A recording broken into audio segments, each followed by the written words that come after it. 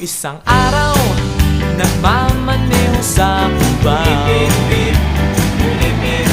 aking nakita, babaeng saksakan ng ganda. Sinundan ko ang kotseng sinasakyan niya, hindi ko nakitang may dumarating pala. Hindi ko naiwasan, kami bigla nagkabanggaan.